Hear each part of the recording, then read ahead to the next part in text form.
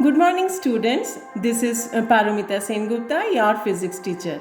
This presentation is going to teach you about motion, the introduction part of your chapter. What is motion? In real life, you might have seen many examples of motion. A person cycling, a person who is sitting in the bike and moving, the movement of the train, bus. In your surrounding, many examples you can see in the life which is related to the motion.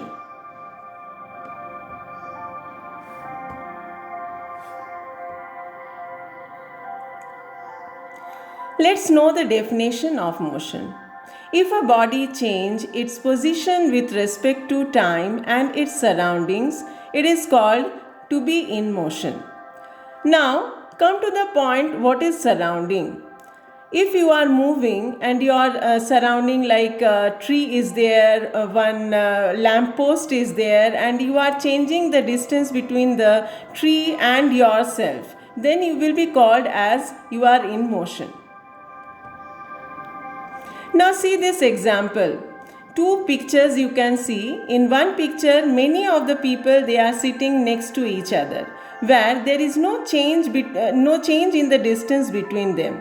Whereas in the next picture, what you can see is a person who is moving in the bike and he can observe the people sitting inside the bus. So the difference between these two are, in the first picture you can say that for every person, the respect with the respect of every person, everybody is at rest. But in the second example, the person who is moving in the bike, he will say that the people sitting inside the bus, everybody is in motion. But people who are sitting inside the bus, with respect to themselves, no one is motion, everyone is in rest. So, from these two examples, we can conclude that motion and rest are always relative but never absolute. What is the meaning of never absolute? It means that for me, somebody is in motion, but the same person for someone else may not be in motion. Now come to the concept of what is the position. It is the location of an object with respect to a particular point or origin. So let's see this graph. In this graph you can see y-axis and the x-axis given over here.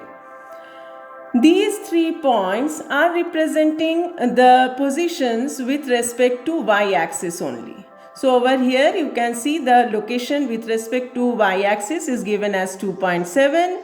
This point is representing 3.2 and this point is representing 0.8.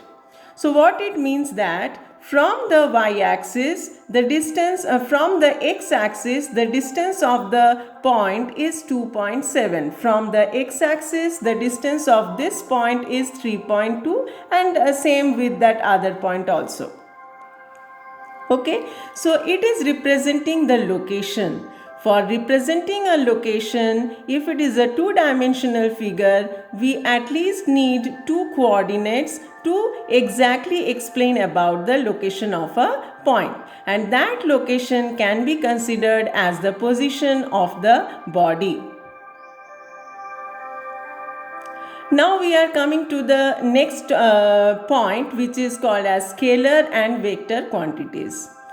Scalar quantities are those physical quantities which contains only magnitude and it is not required any kind of direction to explain it.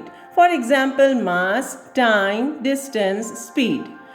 While explaining about the mass or telling about a mass, you don't need to say that in the right direction mass is 2 kg, in the upward direction mass is 3 kg. So it is enough to tell about the mass that it is 3 kg of the quantity. Similarly, for the time, you will never say that it is 2 hours towards the east direction. It is 3 hours towards the upward direction. You will just say that it is 2 hours, 3 hours, like that. So these factors does not require any direction to explain them. Whereas in the vector quantities are those which are require the magnitude as well as the direction to explain them. They are the physical quantities. So suppose weight, displacement and velocity. For them, when we are explaining, we need to mention in which direction it is.